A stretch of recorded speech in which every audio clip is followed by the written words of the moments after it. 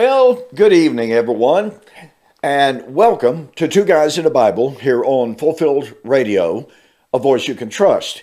My name is Don K. Preston. I am the president of Preterist Research Institute of Ardmore, Oklahoma. Now, as you can tell, as usual, Daniel is not over here, or over there as the case might be. Anyway, Daniel could not be with us this evening, so it's one guy and a Bible.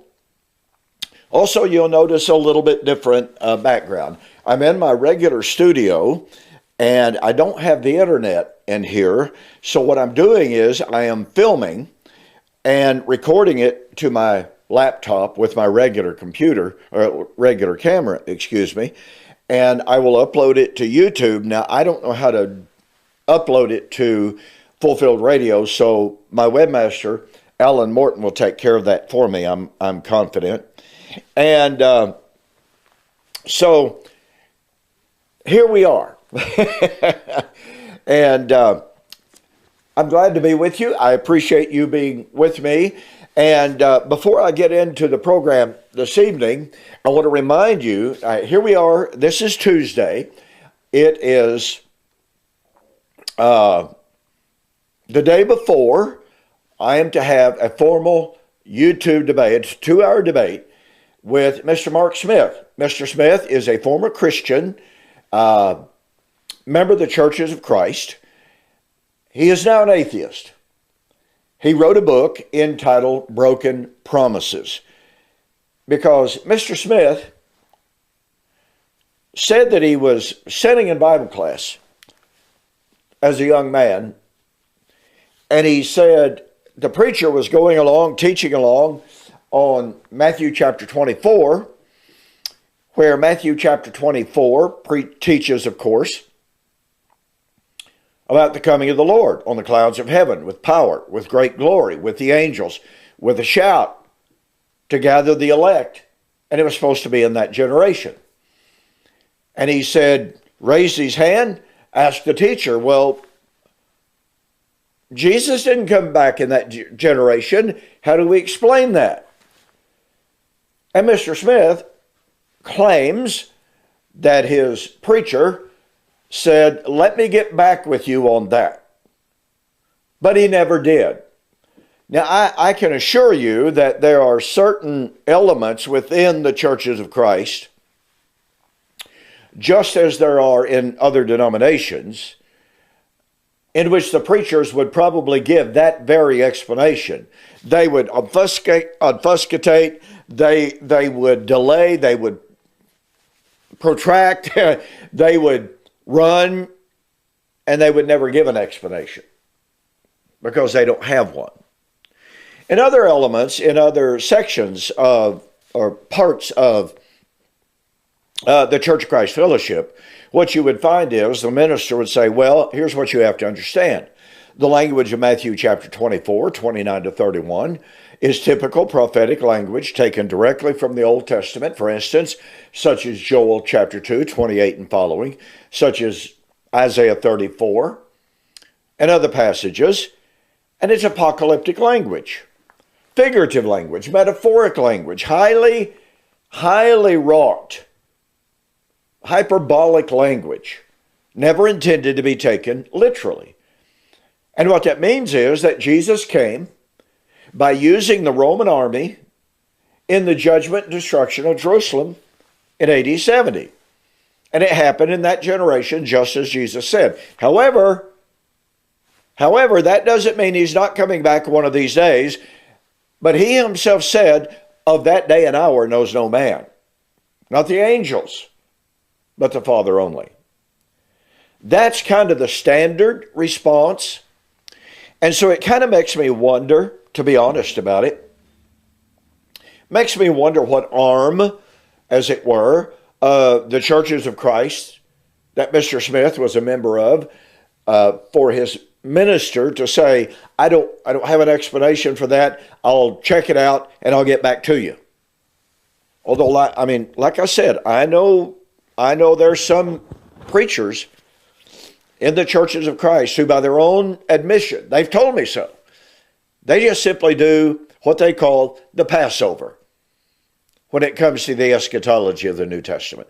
So anyway, as a result of the failure of his preacher to explain, to offer any explanation whatsoever about Jesus' prediction of his coming in that generation, it caused Mr. Smith, he said, to begin to research and to study, to find out what in the world's wrong here. And he wound up becoming an atheist. And so now he has written this book, Broken Promises. And in that book, it is a compilation of just one verse, one passage, one text after another from the Bible, along with citations of noted skeptics down through the centuries, all of whom who had the same identical concept of the nature of the day of the Lord, coming of the Lord, the parousia, the second coming, whatever you wish to call it. And that is, they believed that Jesus was predicting his coming as a 5'5" Jewish man out of heaven on a literal physical cumulus cloud. Now, one section of Mr. Smith's book is on clouds. And he makes the claim that every single time you see the term cloud in the Bible, it's literal clouds. Therefore, he claims, when we see the promise of Jesus to come back on the clouds of heaven, he was promising to come on a literal cloud, which means he was promising to come as a literal human being. Well, that's really quite a bad argument, to be honest about it. I'm not going to go into the time to refute that, but Daniel 7 and Psalms 104 and a host of other passages speak of the coming of the Lord on the clouds, and it's never literal. Just simply not literal. And so, Mr. Smith had a massive hermeneutical failure that he says caused him to become an atheist. Now, when I found out about Mr. Smith, he appeared on a program entitled Myth Vision, MYTHVISION, that is hosted by Derek Lambert. Derek's a fine young man, nice young man, very cordial. But Derek has likewise become an atheist, not because of the broken promises of Jesus, although he has segued from once accepting the metaphoric language to now insisting that it was literal, which of course again is a hermeneutical fallacy. But he hosts this Myth Vision program, and he specializes in having some of the world's leading skeptics, the world's leading atheists, to come on his show and to assure his viewers either Jesus never even existed as a historical human being. Yeah, they make that argument. Or, if he did, he just simply utterly failed in his predictions. Unfortunately, lamentably, incredibly sad, Derek's program receives literally thousands upon thousands upon thousands of views. And so when I found out about Mr. Smith appearing on Derek's program, I contacted Derek and asked him if he could ask Mr. Smith if he'd be willing to debate me about his book.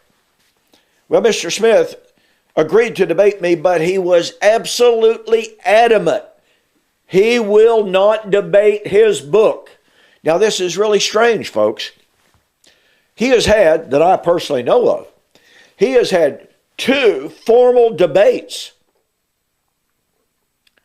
debating the merits of his book. Now, mind you, neither one of those debates was with a preterist. Both debates that I know of were debates with men who believed, well, yeah, the Lord may have come in AD 70, but we're still waiting for him to come literally, visibly, bodily on literal clouds at the so-called end of time. And Mr. Smith, in his own summary and review of those debates, said they didn't do very well. Well, I can imagine not. I can imagine not. No futurist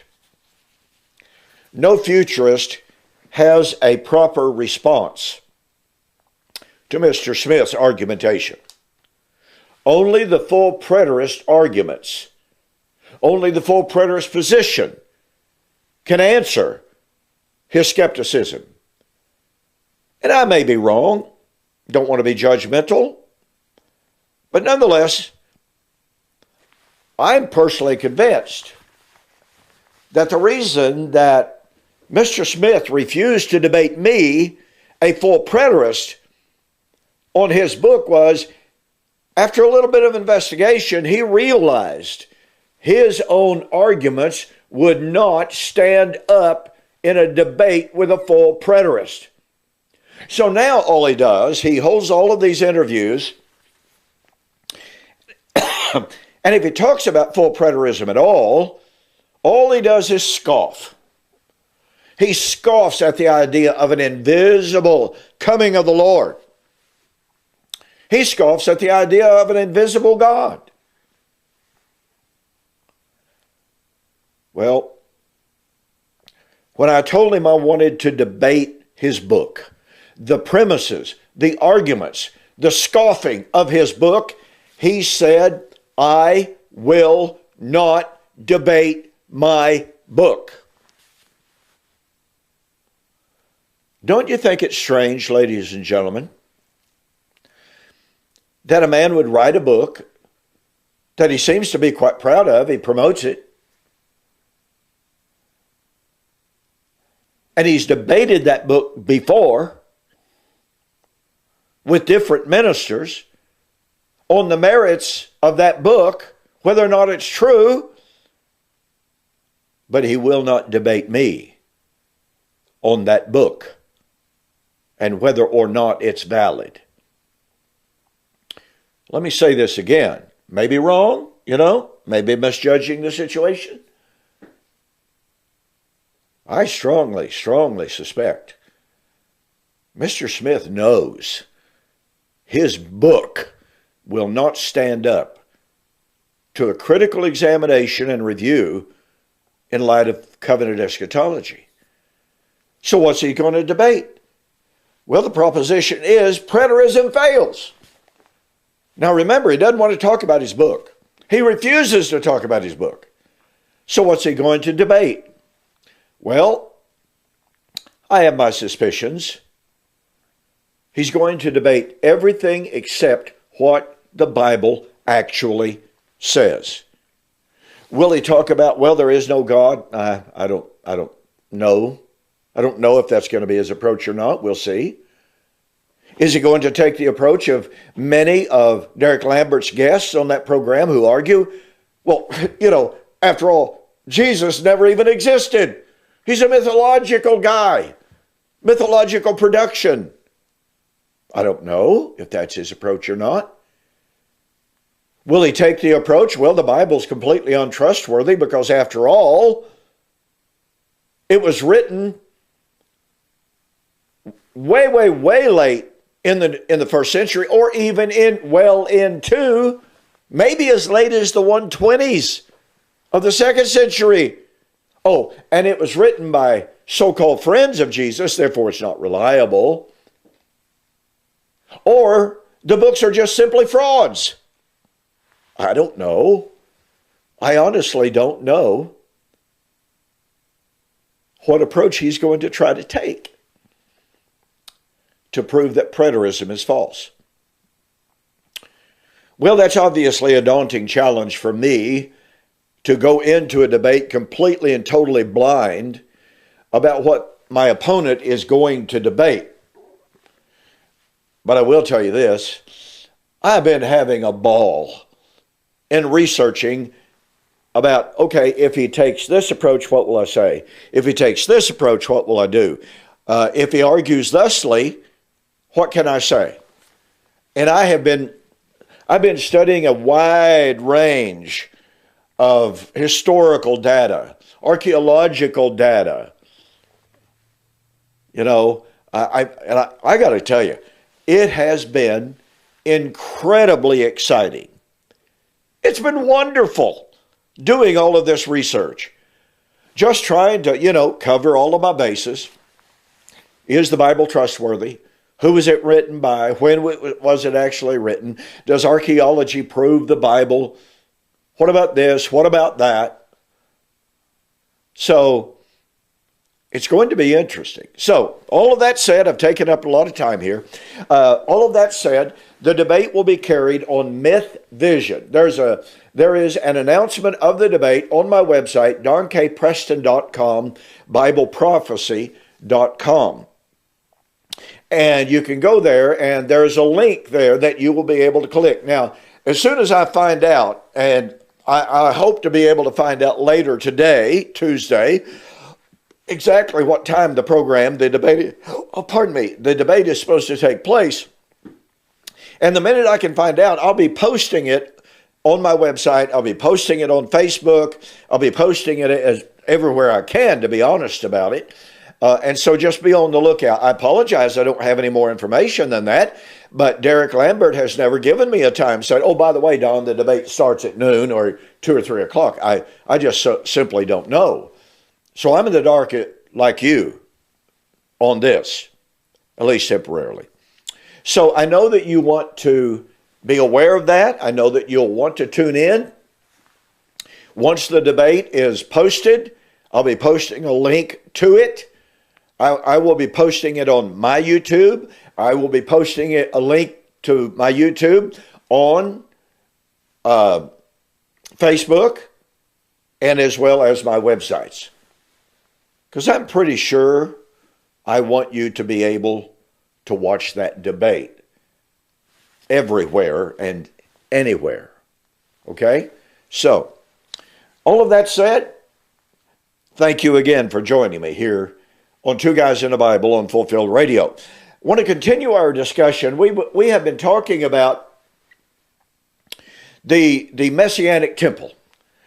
And if you hadn't figured it out by now, ladies and gentlemen, this is a subject that permeates so much of biblical prophecy. Even, as Daniel and I have been pointing out, even though the word or term Messianic temple does not appear in a huge number of Messianic prophecies. Nonetheless, when you find prophecies of the kingdom, guess what? New creation is there. Messianic temple is there. Over the last several months, we've been focused on Isaiah 65 and 66. Now, I want to make this observation that is very, very important.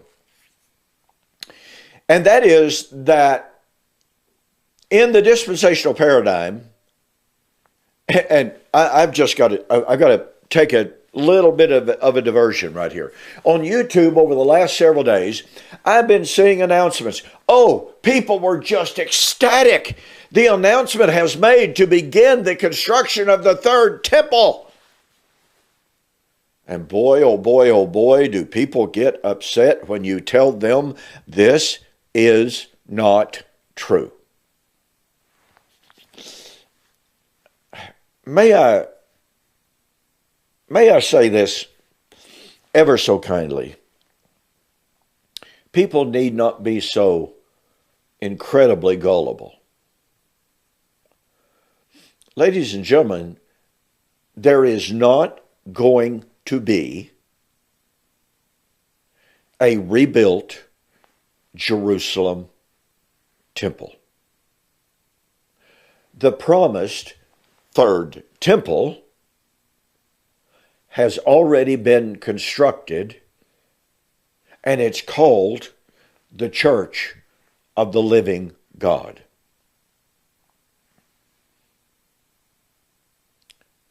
This is such a critical doctrine. And yet, well, just the other day, and again, this may seem a diversion, but it's really not. Just the other day, I had an individual on YouTube under one of my videos How can you be a preterist with everything that's going on in the world today? And I posted back and I said, well, with all due respect, everything that's going on in the world today has nothing to do with Bible prophecy. So he wrote back and he said, well, what about this one world government and a cashless society? I wrote back and I said, where are you getting this from? You see, when you start pinning people down for specific verses, of course, this individual went to Revelation chapter 13, the mark of the beast, that if those who did not have the mark of the beast could not be able to buy and to sell. But ladies and gentlemen, it says not one word about a one world government, and it does not say one single word about a cashless society. It's not there. You know, it says if you didn't have the mark of the beast in your hand or in your forehead, you couldn't buy and sell.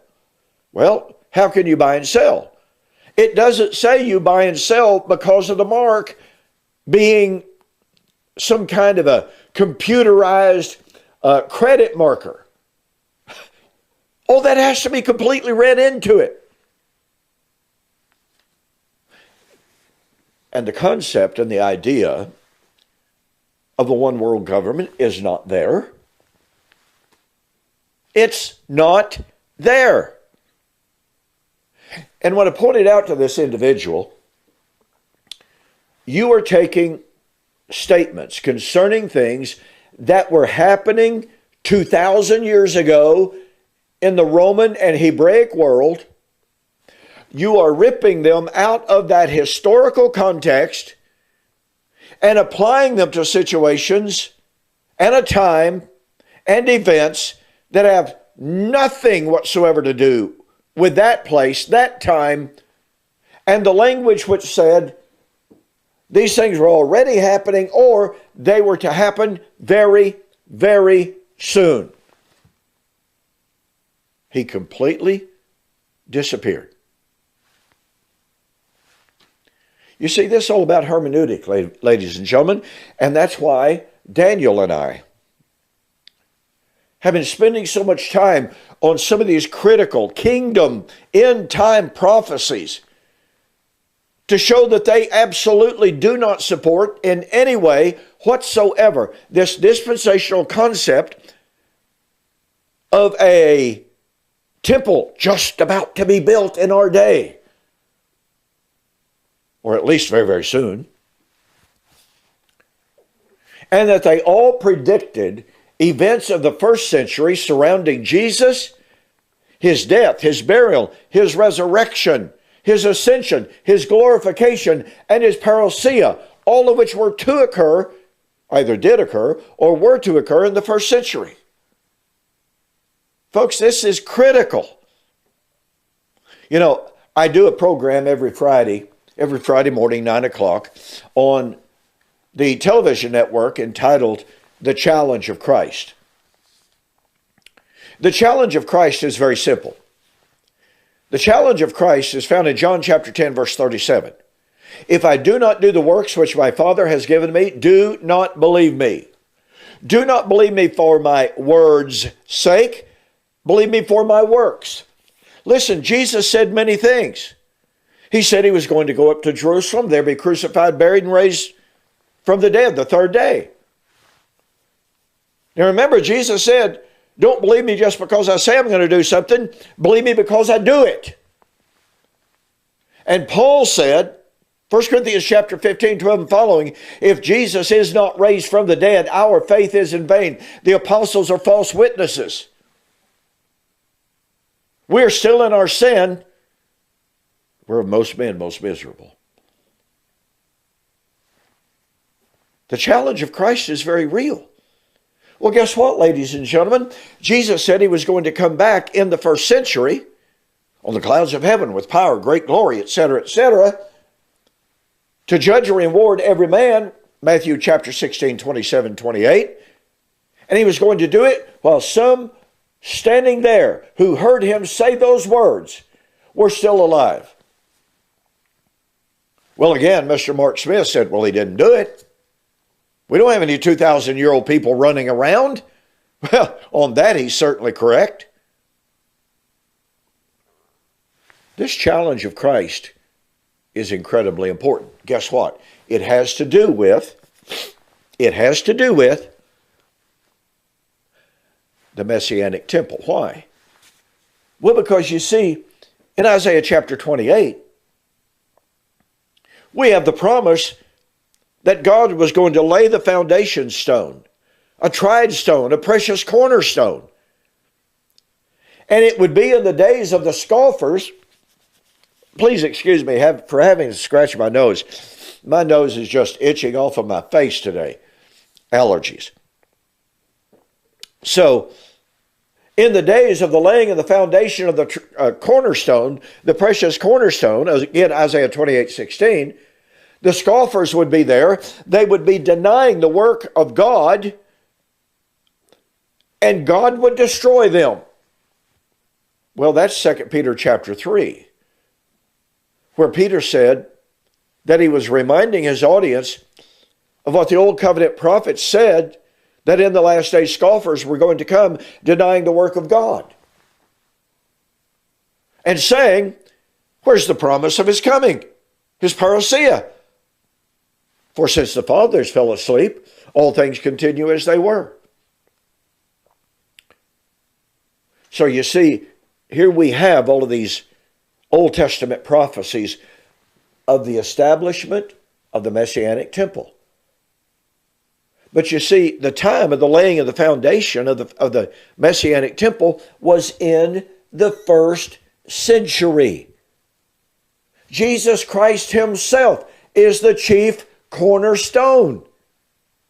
1 Peter chapter 2, 5, 6, and following.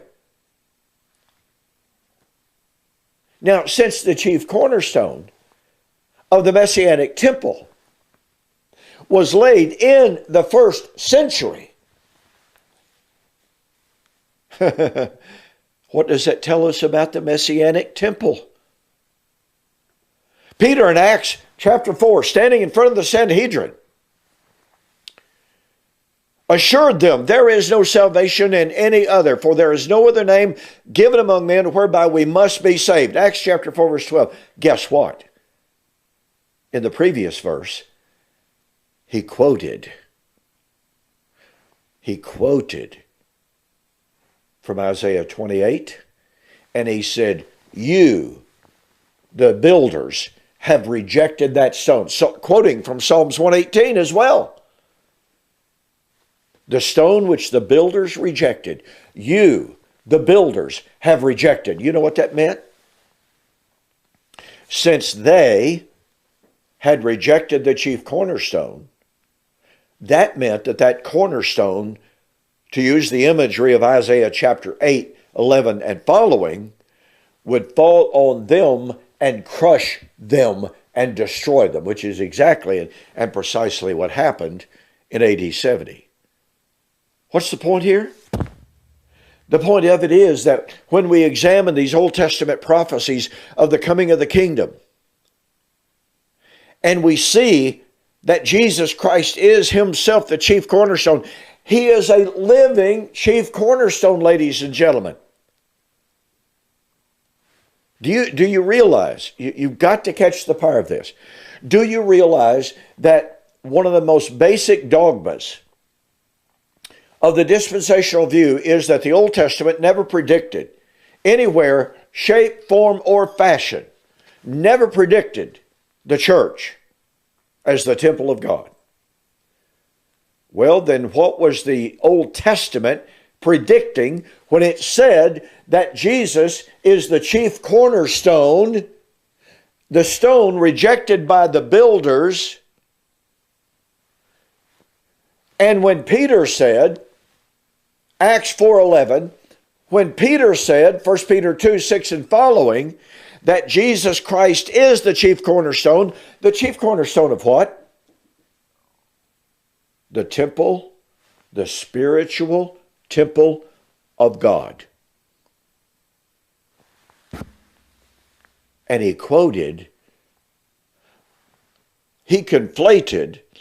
every Old Testament prophecy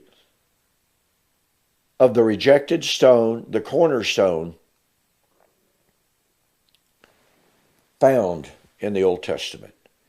And he applied every single one of them to Jesus Christ as the chief cornerstone and to the church as the temple of God. You therefore are living stones being built up to offer up acceptable sacrifice. You are a spiritual priesthood to offer up spiritual sacrifices unto God in a spiritual house. 1 Peter chapter 2, verse 4. Now, ladies and gentlemen, if the Old Testament did not anywhere predict the church as the temple of God, then Peter must have been wrong in his application of these Old Testament prophecies. Number one, of the chief cornerstone. Chief cornerstone of what? Remember, dispensationalism says the Old Testament did not predict the church at all. It assuredly did not predict the church as the temple of God at all. Okay, so what are all these verses that Peter and that Paul, writing to the Ephesians in Ephesians chapter 2, you therefore are no longer strangers and foreigners, but fellow citizens of the saints and of the household of God. What's the household of God? It's the temple of God. You are being built upon the foundation of Jesus Christ and of the apostles, and of Jesus Christ, the chief cornerstone. Being, present active indicative, being built up a habitation of God through the Spirit. Where did Paul get his doctrine? Well, he tells us, he didn't preach anything that wasn't found in the Old Testament.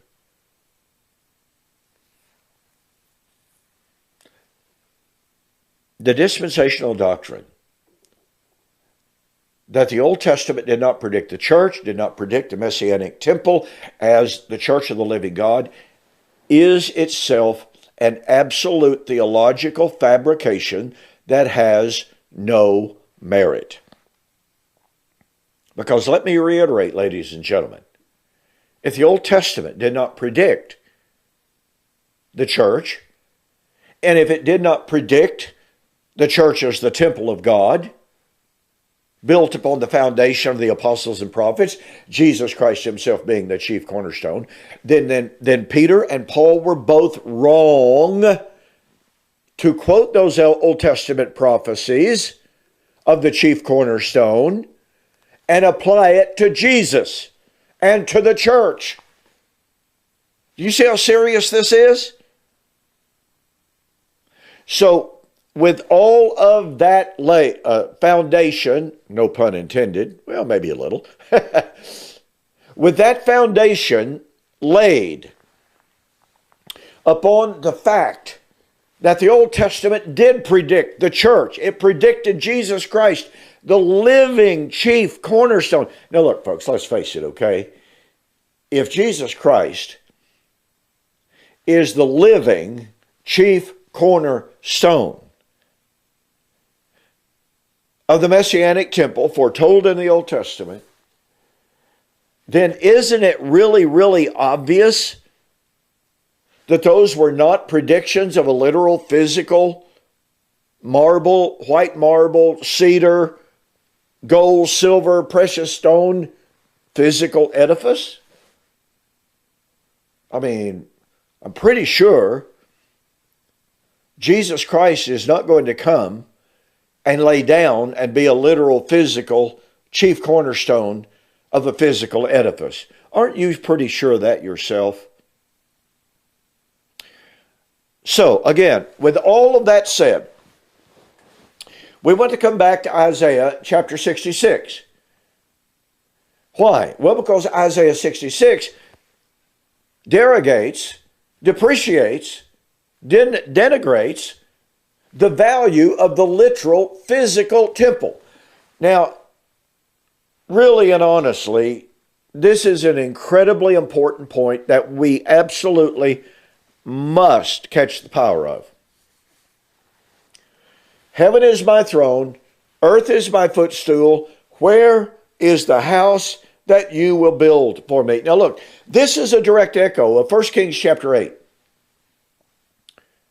in which Solomon, dedicating the marvelous, I've often said, if I had a time machine, I'd love to go back to the time of Solomon and see his temple. Wouldn't you? I have also said I would love to go back to somewhere around 30 AD. I wouldn't want to be there in 66 AD. I would not want to be in Jerusalem in the late 50s. I wouldn't even want to be in Jerusalem somewhere around 39 or 40, even 41 AD, when Caligula, the Roman emperor, instructed a Roman governor by the name of Petronius to put an idol of himself, that is, of Caligula, in the Jerusalem temple. And Petronius knew that would ignite a war. He knew that Israel would go to war. He was somewhat of a moderate man, so he took a risk. He knew it. He knew it would be extremely risky to do so, but he did it. He wrote a letter back to Caligula. Oh, mighty deity of the Caligula, I beg you. No, it's paraphrase, obviously. If I'm forced to do this, it will mean war. It will mean that Israel will rebel, and we'll have a war on our hands on our Eastern Front. Caligula responded to that by writing a letter to Petronius saying, "Kill yourself." Yeah, he did.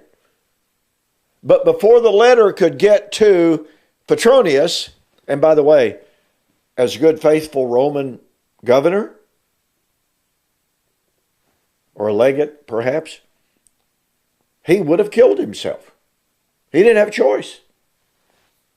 If he didn't kill himself, I'm pretty sure Caligula gave the orders for him to be killed. Anyway, before that letter could reach Petronius and before he could kill himself, guess what? News reached Petronius that Caligula had been killed. So I wouldn't have wanted to be in Jerusalem 39 to 41 because the news was swirling. Civil war, not civil war, but war was in the air. But wouldn't you absolutely love to have seen the Jerusalem temple in its glory? Huh. Jewish rabbis used to say, "He who has not seen the temple has never seen a beautiful thing."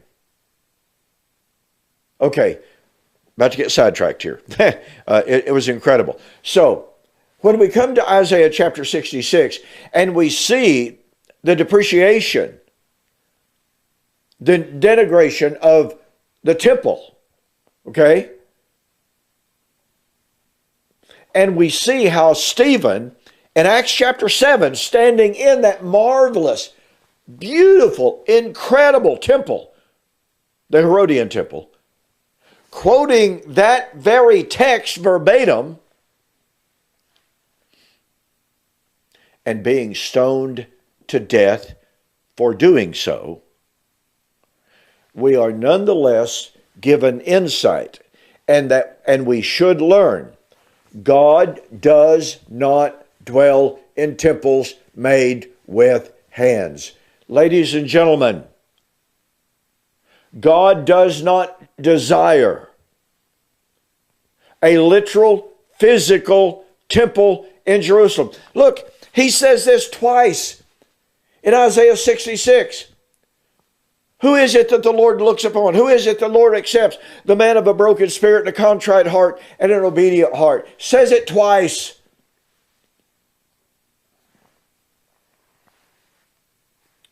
He says it of those who are being cast out of the temple, or who would be cast out of the temple in this prophecy of the time of Jesus,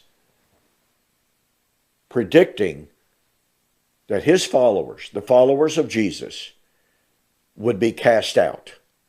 And they were. But again, you see, I'm going back over all of that to remind us. Isaiah is telling us, Yahweh is telling us, a physical temple is not what God wants. He has no desire for a rebuilt physical temple in Jerusalem. So to continue, the Lord promised that in this day that he was predicting. By the way, don't forget, last week I shared with you that this day was a time of coming destruction, when the Lord would repay his enemies.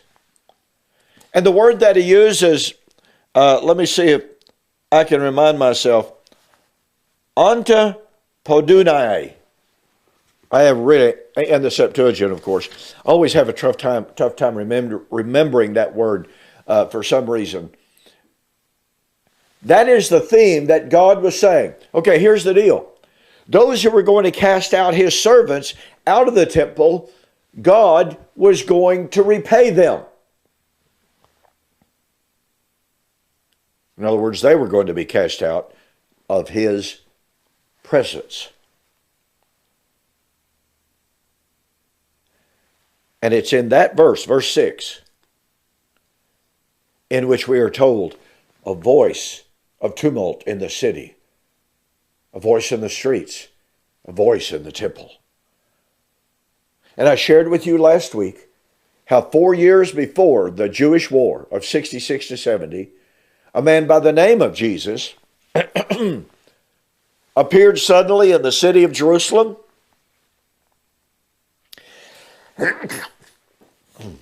Pardon me.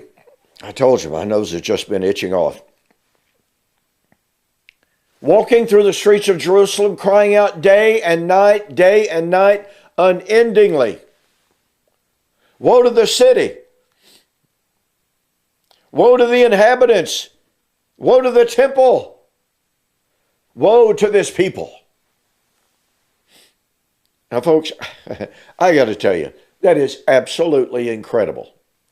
I would dearly love to know. I haven't found anything. I have never run onto a single rabbinic writing that compared the two situations and that said this guy was fulfilling Isaiah 66. And you see, there's a reason for that. The Jews didn't like to recognize and appreciate. There were a few who did, but they did not, as a general rule, like to acknowledge the fact that Yahweh predicted all the way back in Isaiah that they were going to be cast out of his presence. Matter of fact, one of the most famous of all the Jewish commentators in the 11th century, commentator, they call him Rabbin. They call him the chief commentator of all. They call him Reeb. This man, this commentator, when he wrote tons of commentaries. This man, when he was writing a commentary and he would run across passages like Isaiah 66:6, pass right over them. Ignore them. Amazing. Okay, got to go on. Okay. So, here in this context of the prediction of the voice of coming doom, nonetheless, the Lord says, behold, and this is part of the paradox of Isaiah, because over and over and over and over again, throughout the book, we have conflated the voice of doom and the voice of salvation. Both in the same text. So at this time of the voice of doom, that would go through the city of Jerusalem, woe to the people, woe to the city, woe to the temple. At the same time, God said, behold, I will extend peace to her like a river, and the glory of the Gentiles like a flowing stream. Then when? Oh, you know, at the time of the voice crying in the streets, woe to the city, woe to the temple. Then, at this time that I'm going to extend peace to you, well, that certainly was not a time of peace, but in the work that he would do as a result of that time of war, it is a time of peace. It is a reality of peace. We'll get to that. At that time, ladies and gentlemen, boy, you just got to catch the power of this. You got to catch the beauty of it. At that time, I will extend to you the glory of the Gentiles. Wow. Now, mind you, here is God promising the restoration of Israel. Here's what you need to know. The book of Isaiah predicted for us the carrying off of the 10 northern tribes, but it also foretold the time of the destruction of Judah and Benjamin at the hands of Babylon. Okay? Let me check this message from the lovely wife. She's at the doctor appointment right now. So we have both of these stories, both of these prophecies, both houses of Israel, captivity. Oh, but wait, we have the prediction of the restoration of all 12 tribes, the restoration of Jerusalem, Isaiah 62, Isaiah 61. And in addition, please catch the power of this.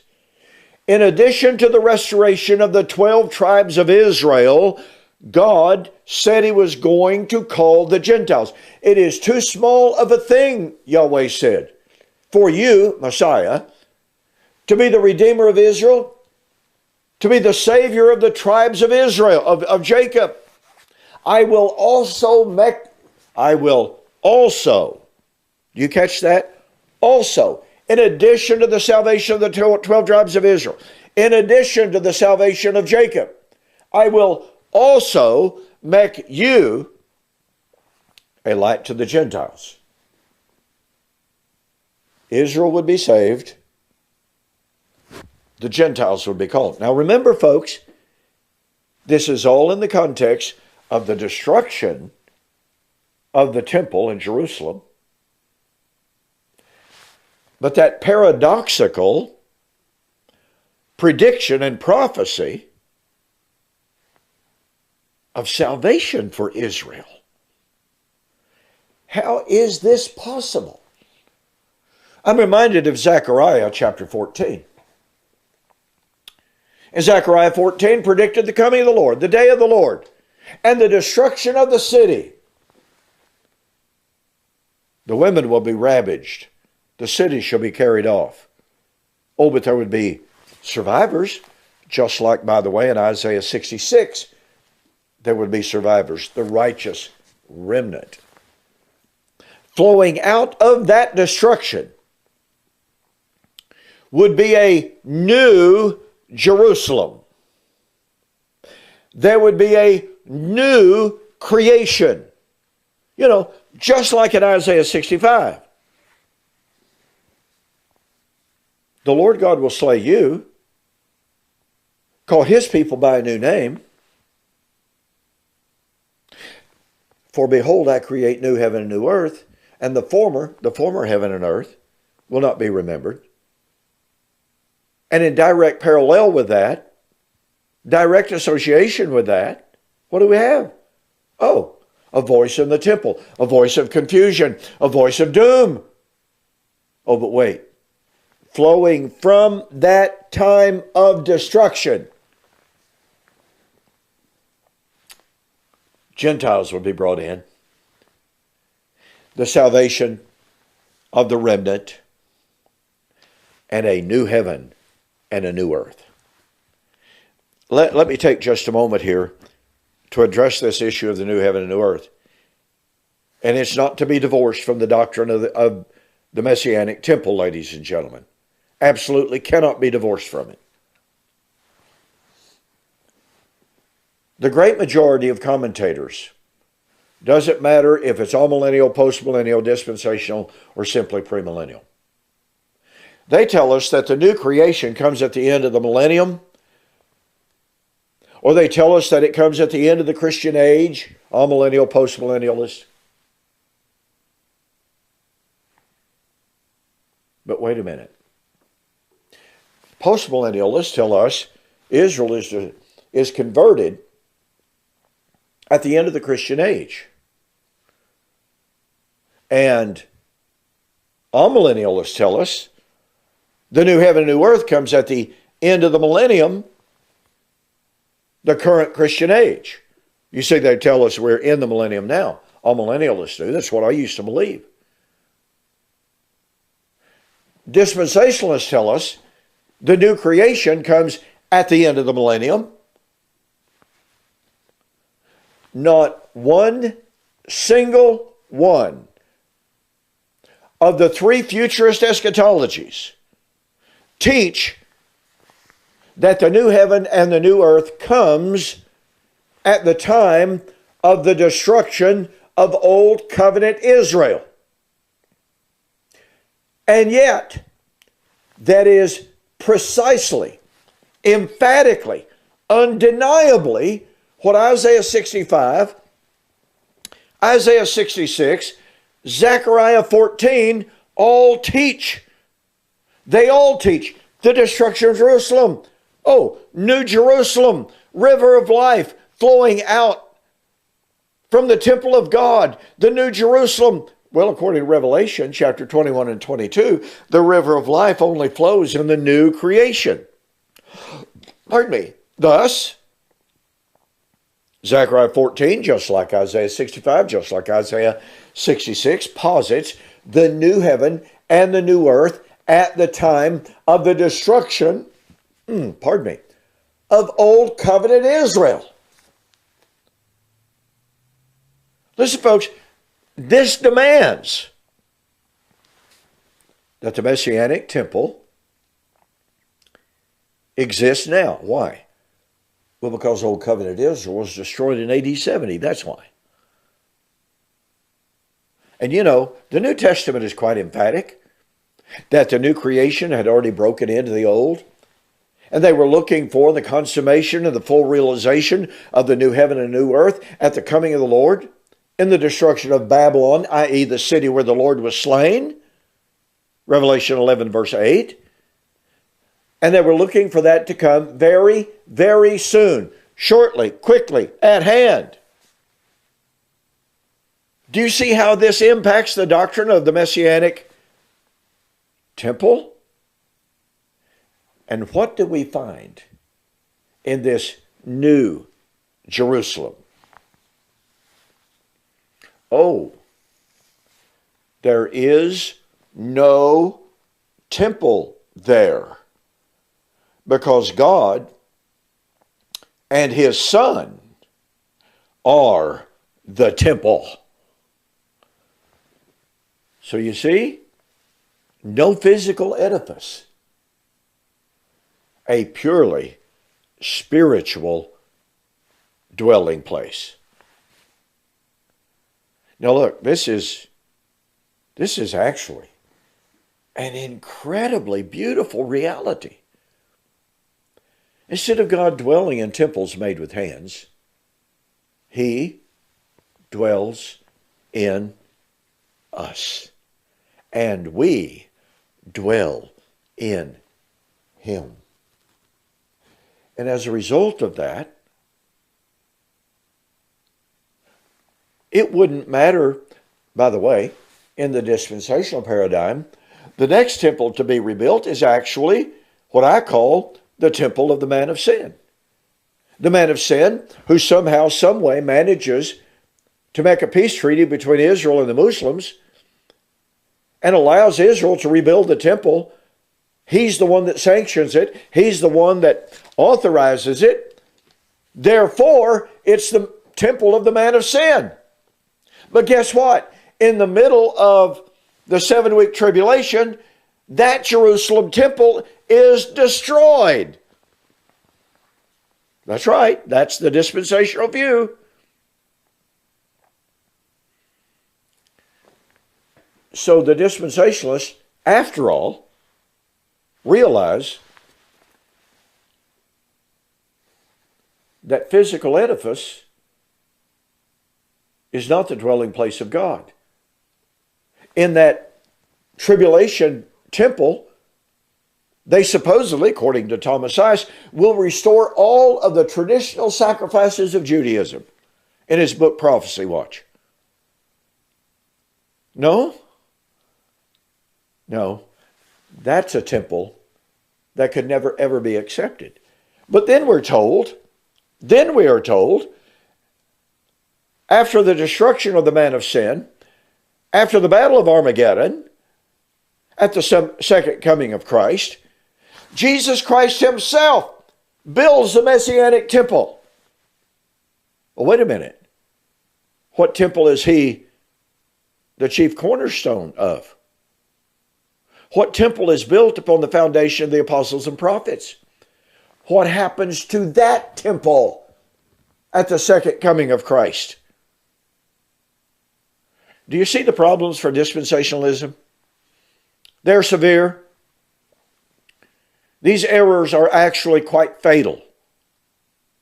And so here we have in this marvelous, beautiful promise of Isaiah 66, we actually have the promise of the Messianic temple, ladies and gentlemen. It's the restoration of Israel. Where's the Messianic temple? It's in Jerusalem. There is no divorcement of these concepts, ideas, and subjects and elements. If this is a prediction of the restoration of Jerusalem, and we know it is from Isaiah, again, 49, Isaiah 59, Isaiah 60, Isaiah 61, Isaiah 62. You get the point? This is the restoration of Israel and the restoration of Jerusalem. Therefore, it's a prophecy of the Messianic temple. But wait a minute. In this prophecy itself, it says, heaven's my throne, earth is my footstool. I don't dwell in temples made with hands. And yet this is precisely what the dispensationalists tell us has got to take place. At the destruction of the tribulation period, we are told 3.5 years later, Jesus builds a temple and dwells in it. Wait a minute. What did God say?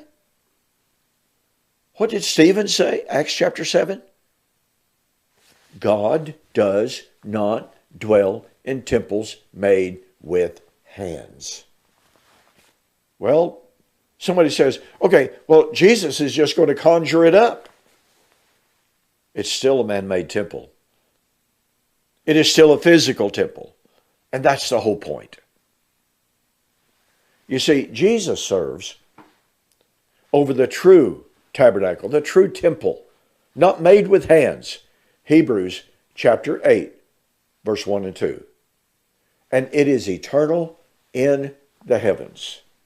He ministers in the true sanctuary, not on earth. The temple of God has been built. The temple of God is with us.